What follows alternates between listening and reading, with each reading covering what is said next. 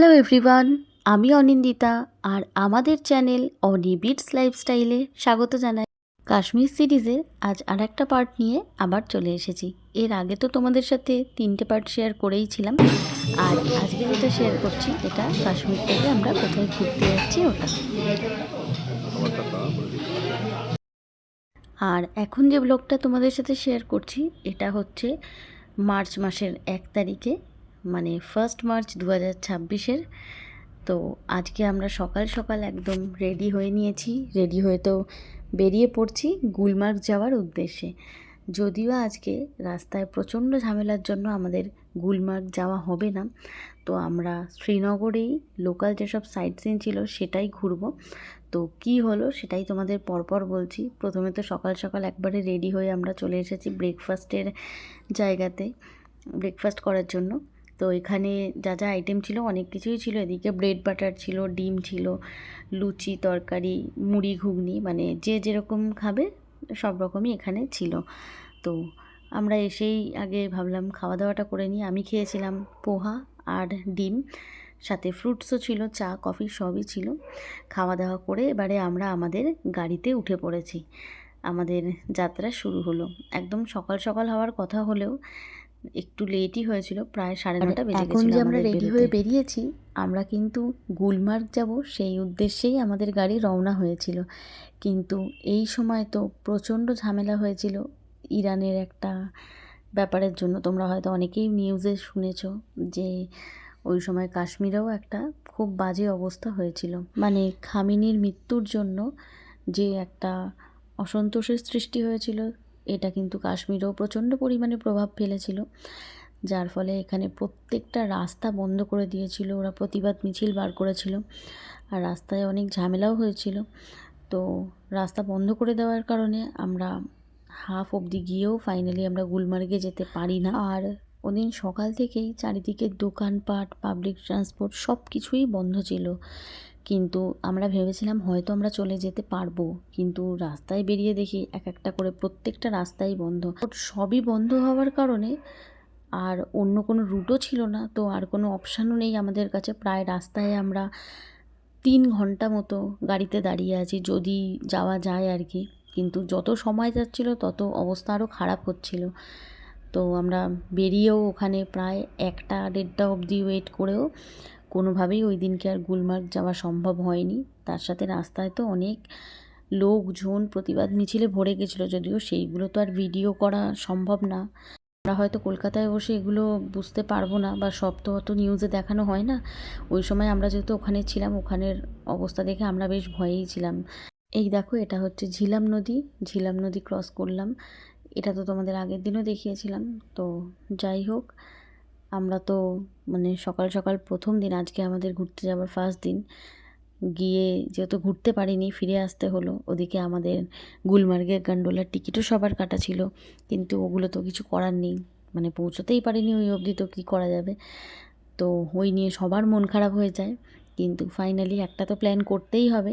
তো আমরা ঠিক করি আমাদের লাস্ট ডেতে তো শ্রীনগর ঘোরার প্ল্যান ছিল, তো আজকেই আমরা ওটা ঘুরে নেব আর গুলমার্গ যাব কিন্তু লাস্ট দিনে। তো সেই মতোই আমরা প্ল্যান করে আবার আমাদের রুটটা চেঞ্জ করি।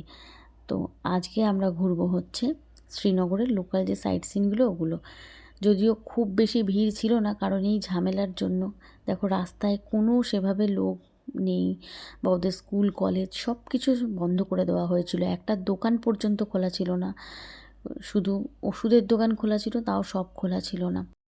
আমরা তো মানে এরকম একটা অবস্থা কাশ্মীরে, কাশ্মীরে অনেক রকমই সমস্যা হয়, সবই টিভিতে দেখেছি, নিউজে দেখেছি, কিন্তু এইবারে এসে যখন প্রথম দিনেই আমাদের সাথে এই সেম জিনিস চোখের সামনে দেখছি, মানে ভয়াবহ পরিস্থিতি।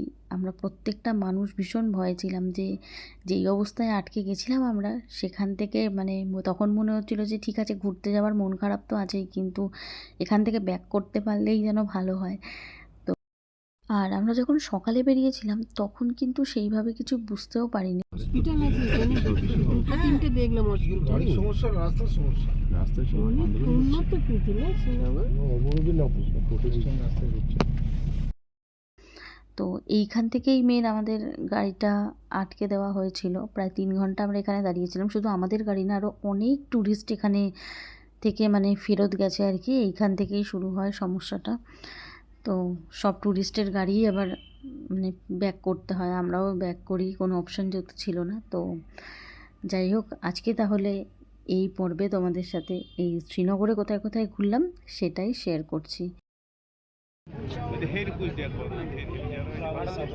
আমরা কোথায় ডাল লেকে এলাম, তাই তো?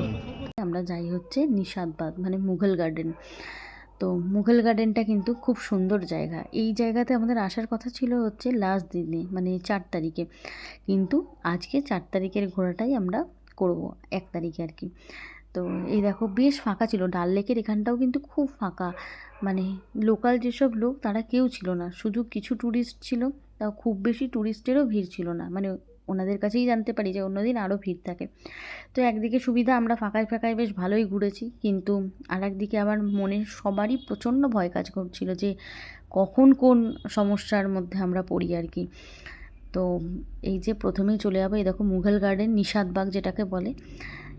এইখানে আমাদের টিকিটের ব্যবস্থা ছিল।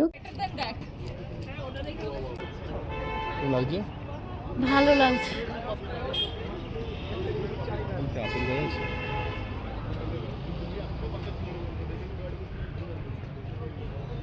আমি কতদিন আগে এসেছিলাম বলতে এখানে 4 বছর আগে। তারপরে আমি প্রথম দিন ঘুরতে বেরিয়েই এইরকম একটা এক্সপিরিয়েন্স, কিন্তু এখানে যখন গেলাম ভেতরটা এত সুন্দর, এদিকে ভেতরে যত যাচ্ছি এত সুন্দর লাগছিল এই গার্ডেনটা দেখতে। তো মানে মন খারাপ তো ছিলই, কিন্তু আস্তে আস্তে যেন সেই মন খারাপও ঠিক হয়ে যাচ্ছে, একটা এক্সাইটমেন্ট চলে আসছে যত ভেতরে আর কি যাচ্ছি। ভীষণ সুন্দর আর এত চুপচাপ এখানটা, মানে শান্তি মতো যেন এখানটা মনে হবে চুপ করে এসে বসে থাকি, বেশ ভালো লাগছিলো। আর এখানে আরও অনেক কিছু অপশন ছিল, মানে হচ্ছে যারা কাশ্মীরি ড্রেস পরবে, ড্রেস পরে ছবি তুলতে চায় সেটাও এখানে অপশান ছিল। আর এমনি ফটো বা রিল যারা করছে চায় আর কি, ওরকম ফটোগ্রাফার বা রিল বানিয়ে দেবে, ওরাও এখানে ছিল। তো আমরা এখানে কিছু করিনি, আর এখানে এমনি নিজেরাই যা ছবি তোলা এসব করেছি। এখানে বেশ ঘুরেছি, ঘুরে দেখলাম খুব সুন্দর। কিন্তু এর পরে এলে ছোটো ছোটো যে ফুল গাছগুলো সেগুলো তখনও ফুল আসেনি, মানে এর পরের যে সিজনটা যখন আর কি টিউলিপ দেখা যায় কাশ্মীরে, আর 1 মাস বাদেই, ওই সময় এখানে আরও সুন্দর লাগবে দেখতে, চারিদিকে ফুল টুল থাকে, তখন দেখতে অন্যরকম সুন্দর, মানে প্রত্যেকটা সিজনেই এক এক সময় এক এক রকম সুন্দর। এখন দেখছি অন্য এক রকম লাগছে, আবার যখন এই বাগানটাই চারিদিকে ফুলে ভরে থাকবে তখন আবার এর সৌন্দর্য অন্য রকম হয়ে যাবে। আর এই বাগানে এই গাছগুলো কিন্তু ভীষণ সুন্দর লাগছিল দেখতে। এবার এই গাছের নাম কি আমি জানি না, কিন্তু দেখো তোমরা যদি জানো তো কমেন্ট করে জানিও। কিন্তু দেখতে এত ভালো লাগছিল, এই দেখো এই গাছের নিচে কাশ্মীরি ড্রেস পরে ছবি তুলবে এই রকম অপশান এখানে ছিল। অনেক কালারের ড্রেস ছিল, অনেকে পরে ছবিও তুলছিল। তো আমরা যাই হোক সেই সব কিছু করিনি।